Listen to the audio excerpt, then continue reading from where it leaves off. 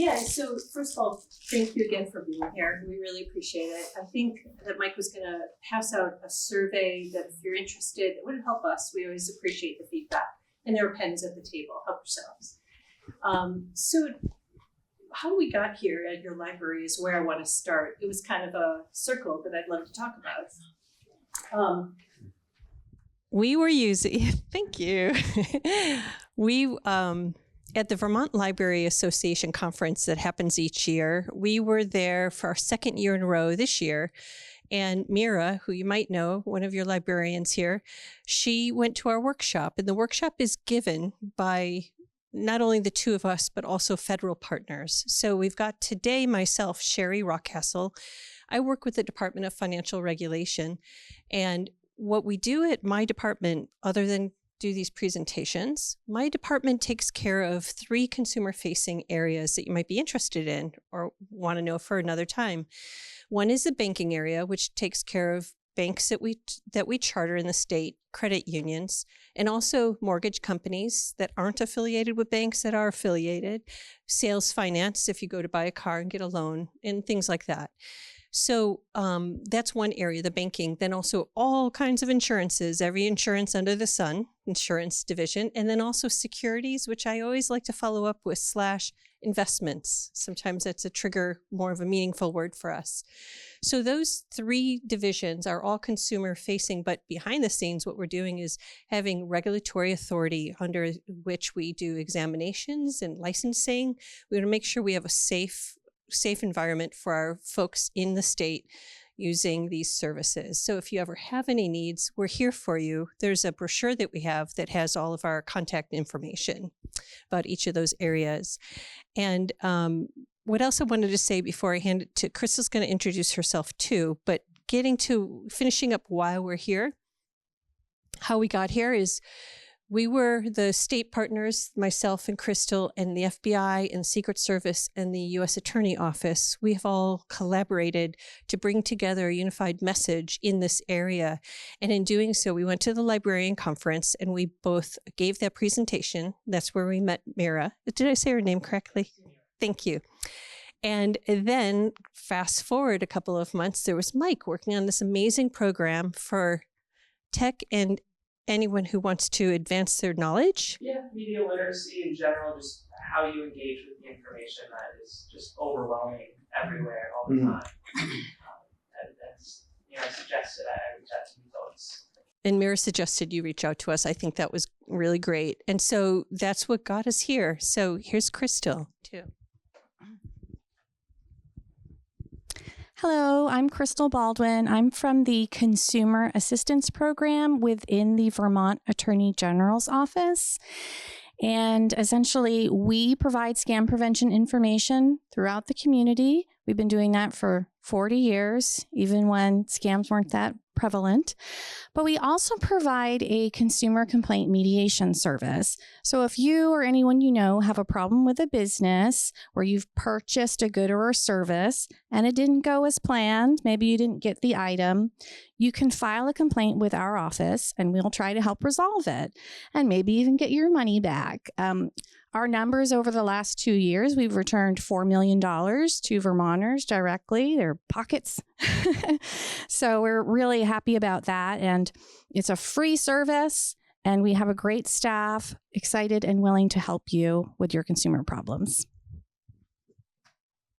Thank you, Crystal. Yeah, and to round back to the coalition that I mentioned with state and federal partners, what we all have in common is this. Before we started doing our work together, we all have been working with people on the side of which after a scam or fraud has occurred. So obviously we all had situations that we know are heartbreaking, that are hard, that are difficult, meaning our Vermonters are losing money and resources and other things that come with that. So what we all agree to is, wouldn't it be nice if we could get on the front of this and provide something that might just help prevent somebody being a victim?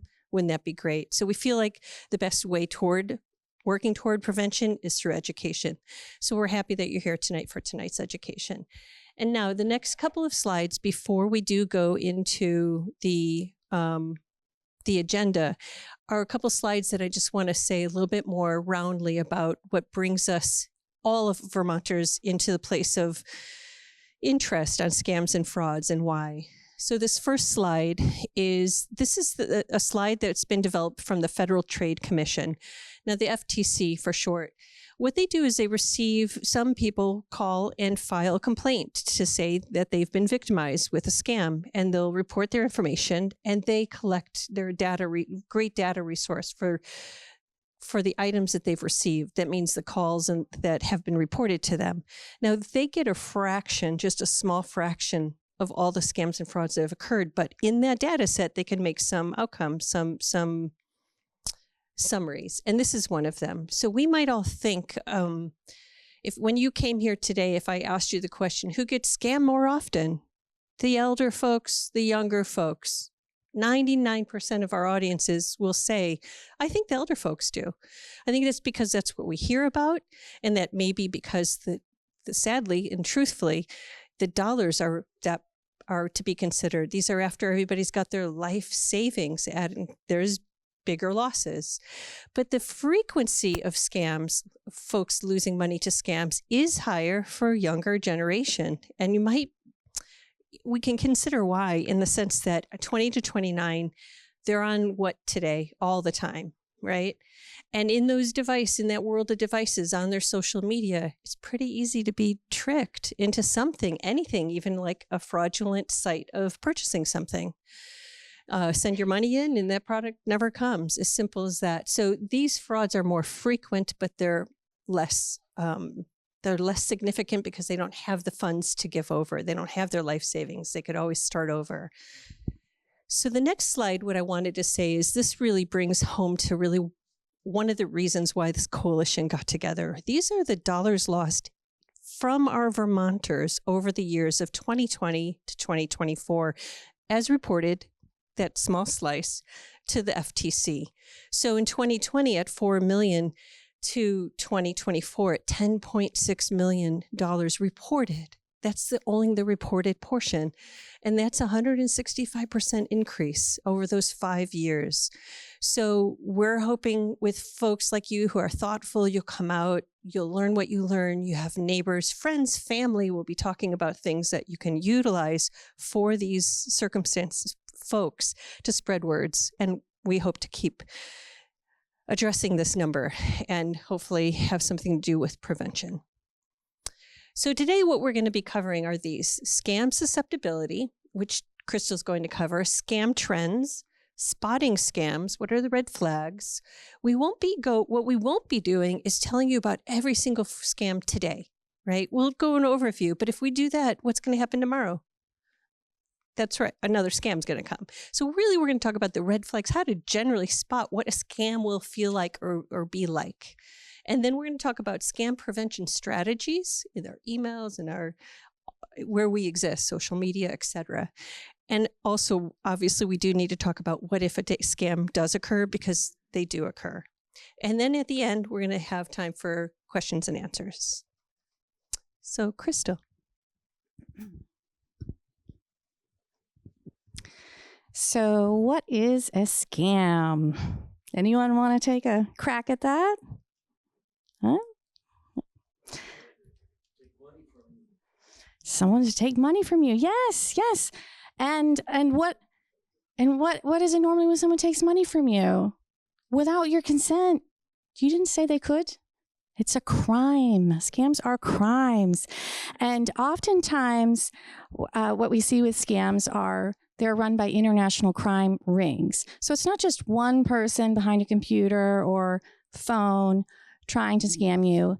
It is an operation, often running like a business. So this operation has manuals on how to scam people. And those manuals review psychological and emotional manipulation tactics.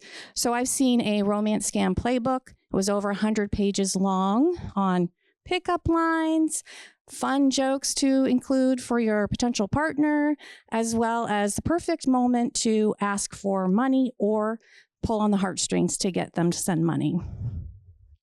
So in this world of scams, where they have morphed over time and they become a lot more advanced, people often ask, so what is it that gets people to send their funds? And it's not the individuals, not that they're gullible or stupid, because we see scams happen to everybody. Doesn't matter the age, wage, creed, profession. Scams happen to everybody. And the AARP, thankfully, as well as the Federal Trade Commission and other federal organizations, they have done some studies so we can understand why the scams happen to folks. Whoops. Let's go back. The 4 key areas they found were stressful life events, stronger emotions, less family or social support, and exposure to scams. Has anyone in the audience ever experienced a stressful life event? Me too. How about, maybe. Usually it's the luck of the draw, though, because of this exposure piece, right? So the study found that people who were experiencing 2 or more stressful life events at the same time, so let's say you moved and you got a new job. That's 2 stressful life events that you're dealing with. They were more likely to engage with the scam. That's send money or provide their personal information. The other key area was stronger emotions. When people have heightened emotions, they were twice as likely to respond and engage with the scam. So this is why I have this graph up here. And I want you to notice these brown bars. And along the bottom are emotions. It's a spectrum of emotions. Sometimes it's excited, sometimes it's worried, right? It doesn't matter the emotion. It could be love.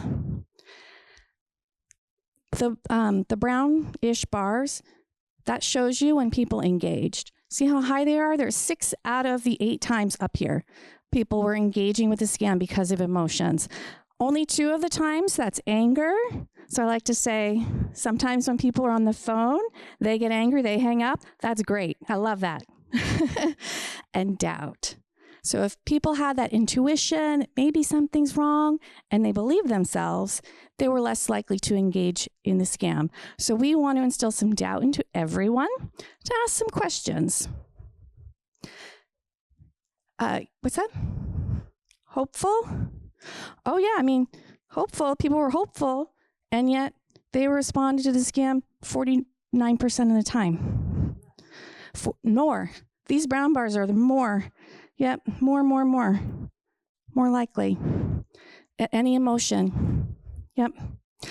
Another indicator that family support, so people in isolation were more likely to respond to the scam, as well as the exposure. So scammers know this. That's why they send us all the robocalls and all those emails. Yep. Now we're going to let Sherry review with us some scam trends. Thank you, Crystal. And the first I have is a question for everybody. What scams have you been seeing? What have you heard about? Maybe a neighbor has gotten scammed, a loved one. What are some scams that you've really firsthand have been hearing about? Thank you. So a few years ago, all of a sudden something popped up and then it made that word sound, and I brought the thing what happened, but what I was trying to do is I was on what I thought was getting on a train ride to Connecticut, and this popped up. So I thought I was on their website, and that all happened, and I'm thinking, what is that? Fortunately, my 27-year-old son was there. Actually, he was a few younger than that, but he said, don't press that. Tech support scam. Happens to Tech support, that's going on. Yeah. Pop up on the computer. Oh my gosh, how do I stop this sound? What do I need to click? We'll be talking about that. Thank you for bringing it up. Yeah, please. I had an email that looked, I mean, it was incredibly professional in terms of letterhead and stuff from my bank, which is, it's a common bank, saying this charge has been charged at Walmart to your, debit card, something about authorization, and then you go to another screen and it wants all your stuff, at which point, I ran away. I was embarrassed that I didn't shut it down. But, the clue was that the charge that they were claiming had ostensibly been made was about 3 times my actual balance at the time. So, Yeah. But still, it shocked you. It stunned you. Yeah, over the years, I've seen these, and you can spot them a mile away from the misspellings and the things. But this, the logo, the stuff at the bottom, I mean, everything. Thanks to what? AI? AI, yeah. Exactly. The margin of difference used to be so we could tell, but that's going away. So it's more about the other logic pieces that are they asking for an unusual piece of information? My balance is 3. Yes, it's 3 times my And I have not been balance. near that store in 6 months either, so I know it was supposed to have just happened, but. This is what we. But it was the professionalism of it was what I was used to seeing. Yeah. Informationally from the bank. And so you have to overcome conditioning that says I can spot these a mile away, so maybe this is, because now you can't. Precisely. And I have to say, because you're here, you're saying, I know that I can't, so let's get educated. I think that's great. It's the fear that we have is when folks think they can without really furthering that education. So, bravo. Yes. A number of times I've gotten these scam emails saying your car was seen going through a toll booth in Massachusetts and you owe $4.95. Yes. The first time I got it, I had just been in Massachusetts like the weekend before. Yes. And I thought, is this legit? I know where the electronic toll. So I called the Massachusetts Department of Transportation or somewhere. Yes. Said, is this real? And they said, no. Yes. I'll bet I've gotten 6 or 7 of those, and And they start to look more and more like they didn't say DMV Vermont at first, but now they do. But then the phone number is +63, and that's a little bit of a giveaway. But and who knows what will be next? Right. So each generation gets better and better, more believable, if you will. But yeah, we study these things. We go, is that me? And it takes our time, it takes our resource, and we have to study it because I was in Massachusetts. Yeah. Same thing. A lot of us have experienced that. Thank you. You had one? Oh, I thought you had your hand up. I'm sorry. Mike. I mean, I'll get text messages all the time like, oh, this subscription service is ending, or we have this new deal, and it'll be a gibberish link, and there's no indication that it's actually from that company. It's a random phone number from a different area code. So I those I'm very confident of just, no, that's clearly not what I want, but I get a lot of them on my phone. We're speaking to patterns here, aren't we? Yes, please. I mean, continuously getting notices. And I remember I had touched something once about my iCloud storage. Oh, yeah. Is That's running believable out. too. Yeah. But, and then there's a point where you can unscribe. Yeah. They want you to hit that too. That's a pile, But over the years, as an educator in this community, it started with the to have you come to help me. Prince such and such. Mukamura, Yeah. And you get these things. It was so funny. Sometimes we wanted to answer them, just to joke with them, and then you said no, because that's what they want, any response. Also, the thing about when they call and they say, hi, I'm this and that, and they try to get you angry and to call back. That's a trick. We'll talk about that. We'll talk about those strategies. Thank you, The Mike. school things. Thank you. The principal says, come right away, without a formal heading or anything. So they scam the schools continuously. And businesses and people. Exactly. Yeah. It's hard to keep up with. Savvy about it after a while, but still. Sorry, I'm sure other people have gotten don't be- scammed from If the you're post office. distracted. We have a package, we need your information, Yes. scams from Medicaid. Yes. You want to confirm your card, just send us tell us your information, your number. It's like another Follow job as well for all of as- us, isn't yeah. it? So what I want to share next couple slides, this is the first one here.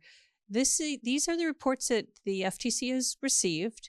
summarized by the number one type, that means like overarching imposter scam, is number one here in Vermont. We'll go to number two too. But under imposter scams, as we know, as we just talked about, there's all kinds of different imposter type.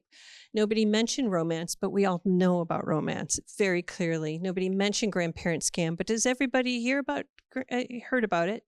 And Crystal will do a great job talking about proactive steps in her slides coming up. But with the AI and grandchildren, using the actual voice that is your grandchild, talk about intimidation. So we have some tactics. Again, Crystal will be going over that.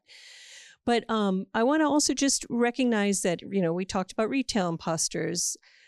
Investor is a big part of our scam arena, and it's invest your money. I'll make money for you. Usually comes out of another scam like romance or influencer, where people are like, whoa, look at that person. They know so much. They've got all these followers and I want to learn. I want in on that, right? So now this person gets taken out individually, given hours of time on how to invest their money into crypto.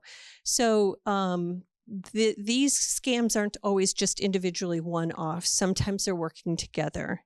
And so number one type, maybe it doesn't surprise us based on all the input that we just had a minute ago.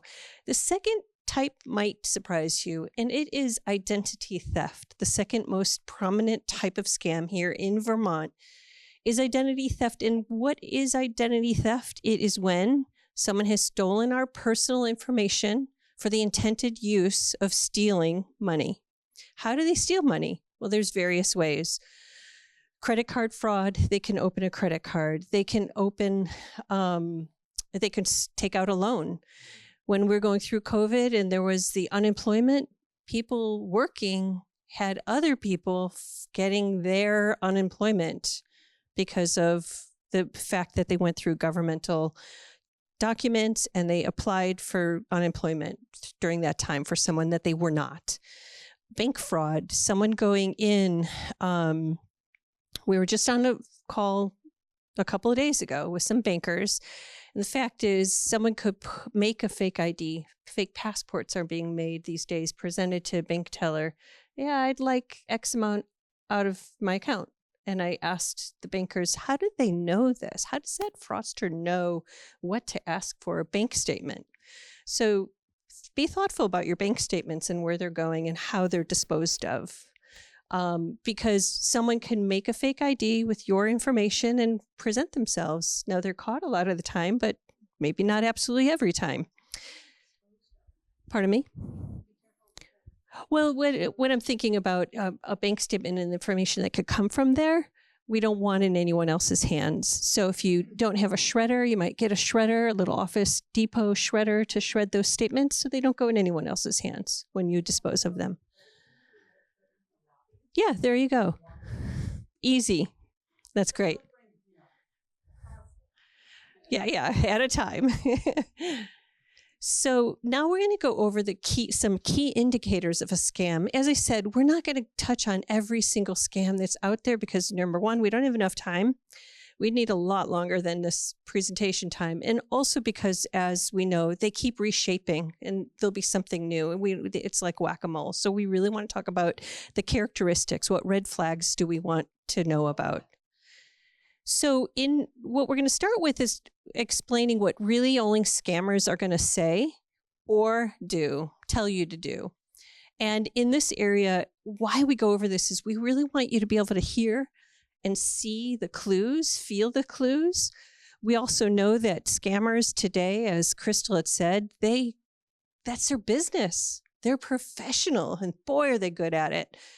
And then lastly, if we don't start looking for these things, we just already know that scammers are costing people their life savings. So from this next couple of slides, we're going to start with what do scammers say? Now, only a scammer is going to really tell you to do some of these things. Act now. If you don't act now, what's going to happen? You're going to realize, because you're going to start to see and think and experience the aha, something's off here. Oftentimes, and I'll say every time, oftentimes the investment scam is another arena of its own. We'll talk about that more. But oftentimes, the minute that you have pressed that button, that's when you know. So if you don't stop to think, you just do, you won't stop to know until after it's done. And then the other thing is only say what I tell you to say. And I don't know if you've heard this, but nowadays, those people that our bankers have made really good relationships with each other, our Vermonters, they'll walk in with a phone on their ear. And the teller will say, because they suspect a scam, what are you using this money for? And the person has the phone in their ear being told the script, right? They're being told how to walk through that conversation with the clerk so that they can get that money without questions, right?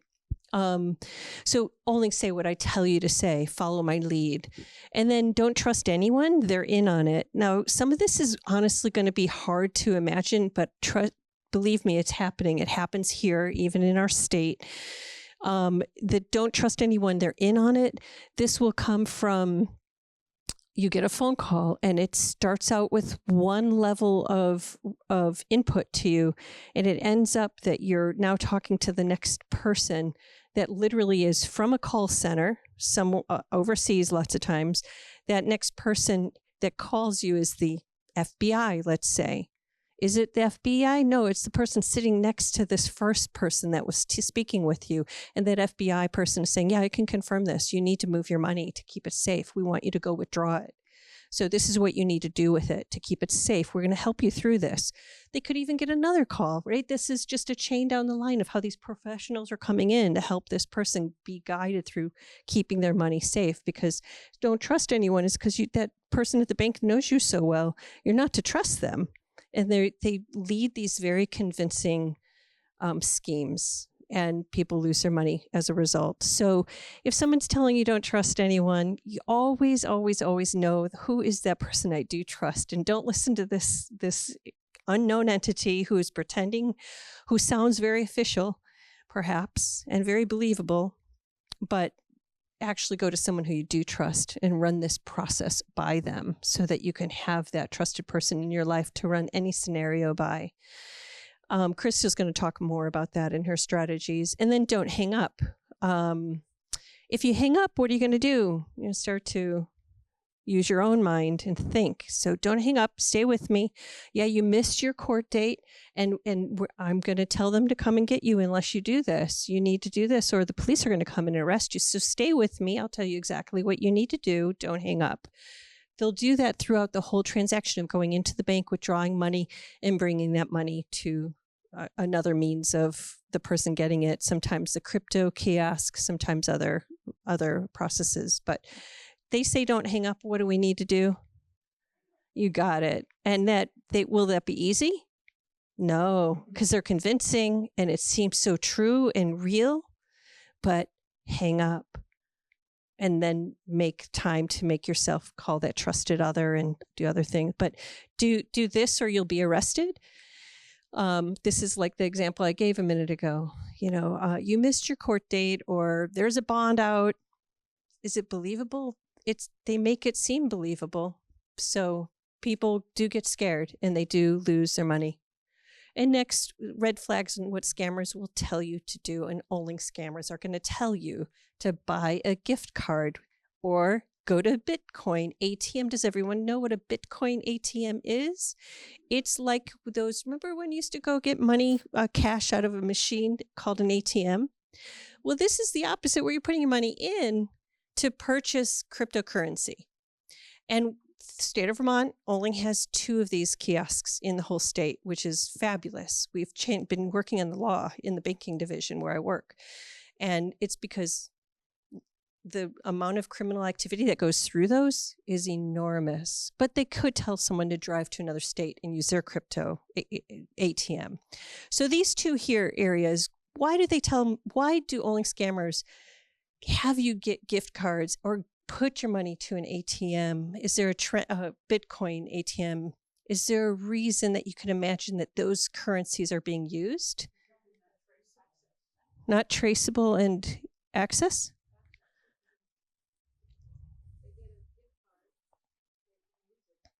Yeah. Yeah, exactly. It's not traceable. You've given them the information on it. They're gone. It's spent the minute you give it to them. They have the mechanism to use it, to utilize it right away, and not traceable. Crypto there's some things that I'm sorry, I apologize. My phone does not usually ring off the hook like that, and it's silenced, but it went a couple of times. So there we go. And that's what I want you to do when you don't know who's calling you. Just kidding. But what I want to say is that, yes, while Bitcoin can be traceable, it's extremely difficult and time is of the essence, which we'll talk about later, but it's hardly traceable. It's very difficult. And buying gift cards is not traceable at all. So move your money to protect it. That's what I was saying with this other example. You've got all these officials now calling you to also say, yeah, no, you think they're calling from Washington, D.C. The phone number will be spoofed from Washington. Oh, it must be them. And they'll tell you to move your money. Cash withdrawals and give it to anyone. Anytime someone says, withdraw cash, and the person will come pick it up. Yeah. And it's done. The other is withdraw money to buy gold bars. Anyone think that's happening? It is. Buy gold bars, have them shipped to your home, repackage it so when you send it out, UPS or USPS doesn't identify it as gold because they're kind of on the know of this and they could report it. So people get gold, they repackage it and ship it out to the scammer as directed. So anytime somebody would tell you to do any of these things, stop, don't. It's a scam. The scammers are receiving gold, and so that's because it's not traceable. They have it. It's their value. Now it's in their hands. Yeah. People will say, in a scam scenario, with this very convincing process, how do I protect my money? Well, buy gold and ship it here. I'm the FBI.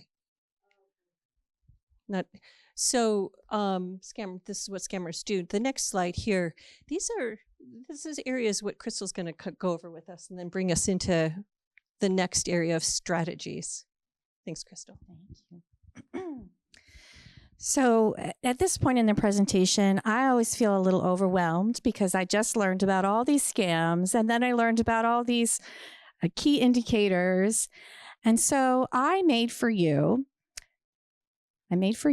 these 4 U's to help you just basically identify just commonly, like every day, if something comes in and it's unexpected. So you just won a prize. You got a bill you weren't expecting in the mail. It's urgent.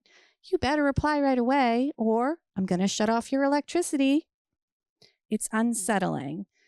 You just know it's that intuition. Something doesn't feel right. Your family member is in trouble, or it seems like it, and you want to help them. It's unfamiliar or unknown. You just don't know a lot about it. So I like to say I use a computer every day, but I don't know all things about it. I'm not a tech support person, so I don't know the inner workings of the computer. So that's unknown to me. We're going to move into some scam prevention strategies.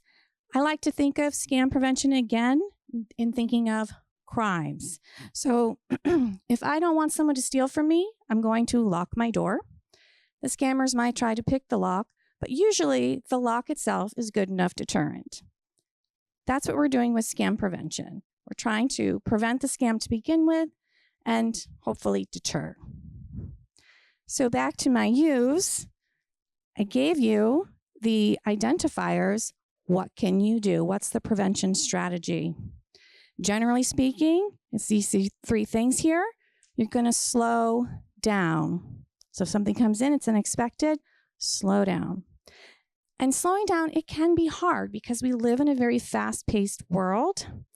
And so I like to think that slowing down, it starts with regular, everyday self-care. So if you're using regular breathing to calm yourself down in traffic, when you get this thing that's kind of concerning, you might use some regular breathing and it'll help you to slow down. Whatever works for you, a walk, meditation, singing, whatever. Then take steps to verify. Verification, it can be thorough research. Like if you're going to buy something from a new company online, you want to really vet it. Or it could be simple as calling the number on the back of the card for your bank when you get an emergency pop-up that your account's compromised. And last, get community support. So we talked about susceptibility and how the likelihood of isolation is related to that. If you have community support, you're less likely to respond to a scam. What your community can do is help be a sounding board. They can help you ask the questions that when you're in that emotional state, you won't be able to ask yourself. So I like to tell people, sure, you can have like community organizations and assistance like Consumer Assistance Program, but we're not open 24 hours a day, right? So who in your life can be your sounding board? And you can pick someone after this presentation, tell them you're going to be the person I call when I'm not sure if something's a scam, and they can return the favor. And that's one of the best things you can do for each other. So proactively, we can do some things to prevent scams in our lives. I think I have received in the mail maybe personally 12 data breach notice verifications, alerts. So that basically means that somewhere, somehow, scammers have my personal information. It could be my social security number sometimes. And when a scammer has your personal information, they can commit identity theft. So as a prevention mechanism, I have a credit freeze on my credit file. That's to prevent a potential identity thief from being able to steal my identity by going into a bank and saying, I want this credit card. Well, they're not going to get it because my credit's frozen. You can also regularly check your credit report through annualcreditreport.com, just like you look at your bank statements. You can reduce unsolicited calls with the federal Do Not Call registry. This is going to help weed out the scam telemarketers from the legitimate ones, because the legitimate ones actually follow the registry. You can sign up for scam alerts. There's a number of places you can be alerted: your bank, the Federal Trade Commission, the AARP, and your very own Vermont Attorney General's office. If you have VT Alert, that app where you get weather alerts and traffic alerts, you can also sign up for scam alerts. So Sherry kindly reviewed some specific scams that impact Vermonters, and these are all imposter types of scams. So we like to highlight some of the strategies specific to the scam type. Now, the grandchild or family imposter scam, it's always been problematic because we love our loved ones and we want to send them money when they're in need. My brother was in Spain. He actually did have his bag stolen and needed money wired. So sometimes these things happen and we want to help. In order to prevent the scam from happening, though, you have to be aware of AI. Why? Because scammers use AI now to copy the voice of your loved one, so that when the person calls, it actually sounds like them. And you might even say, oh, Justin, is that you? Because it sounds like them. It's as easy as going on a social feed. Like, let's say your grandson loves Instagram and posts videos. The scammer can just grab a snippet of the voice audio, use an app. It's as easy as an app on your phone, and then it translates everything, spits it out to sound just like them. It's really advanced. So to combat this, you can establish with your family a family code word or phrase. And this, again, is not something that can be easily found online or is connected to you like a favorite family pet or vacation. You're going to sit down with your family and all decide on something new that you brainstorm. Maybe it's even something that's in the room. Hot potato. For government impersonation, you can verify directly with the government. And I love the IRS for this one reason. When I get an IRS letter in the mail, it has a form number on it. And I can go to the website for the IRS and look at the form number that they have listed there and verify that the letter I received is the form letter I was supposed to receive. It's wonderful. Tech support, the easiest way to avoid it, don't allow remote access to your computer. And also, if you get that urgent pop-up that we talked about earlier that sometimes happens when we're roaming the internet, maybe looking at a blog, just shut down your computer or your phone. Don't engage with it at all.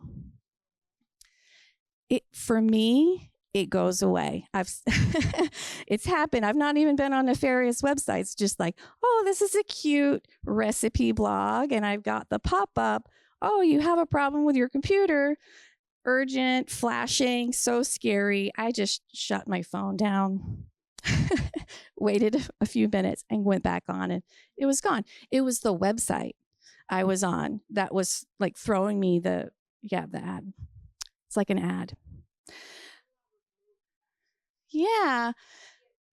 Remote access. So oftentimes with a tech support scam, there's a number you can call, or you can start engaging with an email, but usually it's a phone number, and you're on the phone with the scammer. And of course, they're worrying you that there's really something dire happening.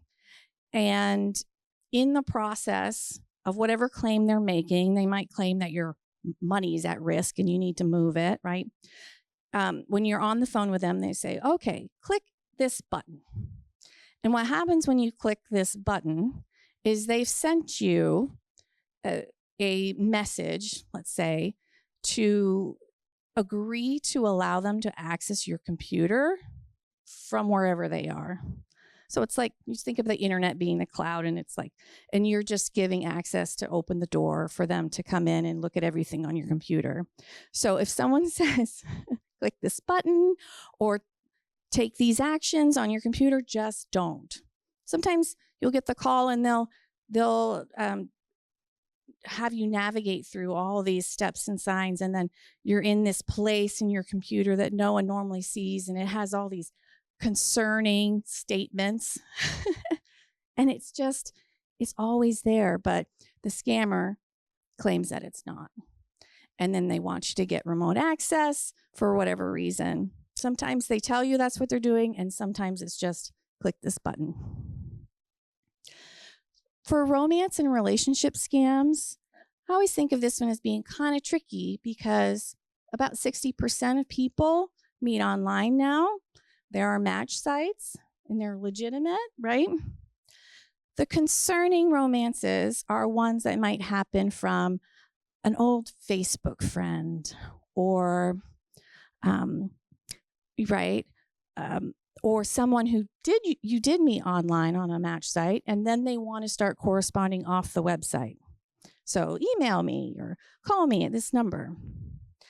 So with romance scams, you always want to be aware of people who say they can't meet in person, and there's always an excuse. It's often money, why they can't meet in person. And also anyone who has financial hardship that they're telling you about, because that's part of the romance scam playbook, where they're pulling on your heartstrings to get you to send money. And sometimes also the romance scams can involve claims of nice, shiny investments, opportunities that they say they've earned a lot of money doing, when it's really, unfortunately, a scam. That leads into investment schemes.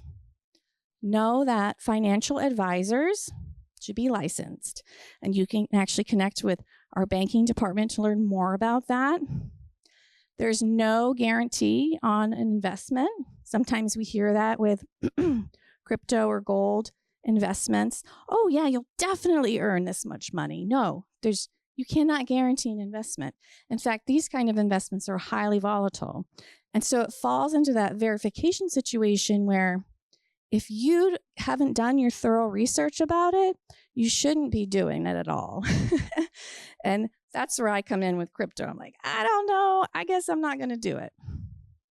So in ways in which scammers contact us, again, this is from our Federal Trade Commission, we've seen that the most often people lose the most amount of money individually when they get the phone call. Overall, social media, people are losing the most. in general. There's often high dollar loss, and they're related to investments. Emails, there are the most reports. And again, going back to that exposure, the scammers are just trying to contact all of us as fast as they can, and email is free. So what do you think? What is the best way to prevent a phone scam? Yes. When I only have a cell phone, I don't have a landline. And when a number comes up I don't recognize, I eliminate it. I don't ever answer it. I figure they can leave a message or call back. You answer, don't ever answer, leave a message or call back. And what if you happen to answer and it sounds like a scam? Hang up. Ding, ding, ding, you win the prize. Also on avoid scams, I have some call blocking suggestions. So you need to know your phone. I often get the question, how do I even stop these scam calls to begin with? Cell phones have apps for that, or Nomo Robo. Voice over internet style phones like Comcast, you can sign up for Nomo Robo. It's a website where you put your number in. And then the old style telecom phones, the only option for those are an add-on device called a call blocker. Kind of it's like an answering machine, and you have to hit the button every time the call comes in that you want to block. For social media, know that it's pretty easy to make a social media profile. It's also pretty easy to copy your friends. So if you get new friend requests from people you already thought you were friends with, you want to avoid those. And also ask your friend, because they might not know this is happening to them. Also beware of these like personas, like influencers that might be reaching out because they have a great opportunity for you. Those are scams. One of the best ways to avoid social media scams is to up your privacy settings. So be extra secure. If you have a public profile, anyone can see you. Anyone can see what you're posting, what your pictures are. So if you have more restrictions, you're safer online. Your security. So you can go into your privacy settings and specify, for example, that you only want your friend contacts to be able to see what you do online, like post a new picture. Through Facebook, yeah. You can even do specifications down to individual people as well if you really wanted to. Some people like to buy things on things like Facebook Marketplace, even Craigslist. It's always important to verify. Never work off the site. Sometimes you'll be on Facebook and they'll say, call me, I'm not home right now. And usually that's an effort to get you to they send you the Facebook code. They try to log into your account and say, send me the 6-digit code. Oh, yeah. Don't want to do that. Always only through the messaging. And then for peer-to-peer purchasing, you want to save your money. You'll meet people in person and pay only in cash. And for large purchases, please bring a friend. Those emails, so many emails. You can move things that you find as obvious spam to your junk folder. Then, if you're not sure something's a scam, you can hover over it and find out who the sender is. When there's a whole bunch of different numbers and letters, you can be assured that's a scam email. Move that to your junk folder. It'll help your service provider identify future scam emails. And always ignore those links and attachments because they could contain viruses. And I have a question.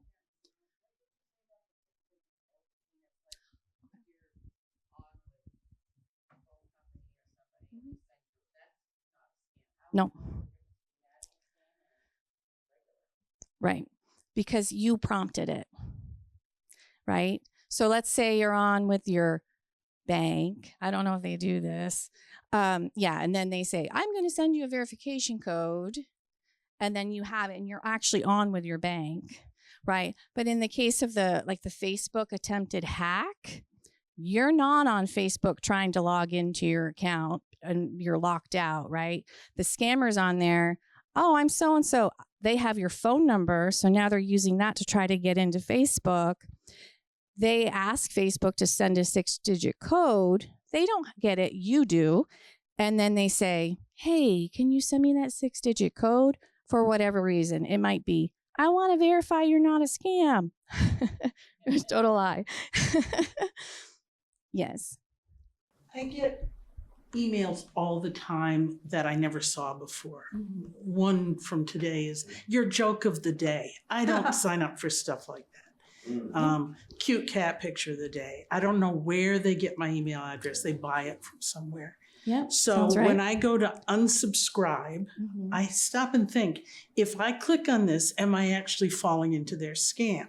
Sometimes I click on it and it says you're unsubscribed. Sometimes it'll say, put in your email address. I'm thinking, what the heck? You've already got it. So then I just delete it. But I don't believe that click to unsubscribe. It seems untrustworthy. And for good reason. I only unsubscribe from email lists that I know I've signed up for, right? And that makes sense, right? But if it's these random things, I move it to junk because the email service, it's actually kind of smart and it'll start recognizing similarities in the emails that are coming in that are unknown to you. Yeah. And finally, what if the unfortunate thing happens that a scam occurs? Sherry will walk us through what we can do.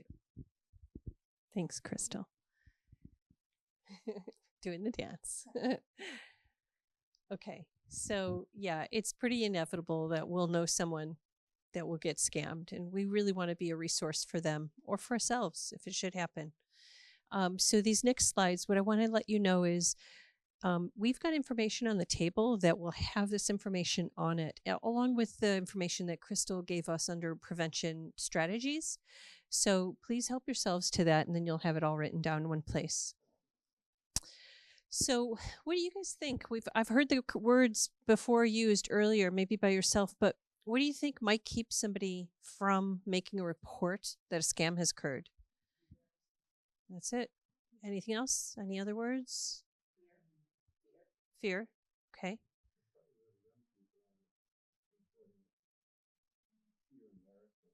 Embarrassment. Yeah, embarrassment and shame come up as the highest leading words in this area.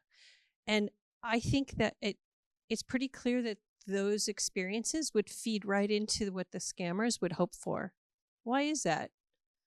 Because if we don't report, that data doesn't go into the report center that helps crimes be investigated, of course. So if we stand behind shame or embarrassment, we're not reporting, these details aren't going anywhere, and it helps the criminals get away with more crime. So yeah, what we need to do is really understand by flipping the script that the scam isn't something we fell for. A scam is a crime that happened to us. And that's just the bottom line. And we've got to be able to really recognize that but it is common.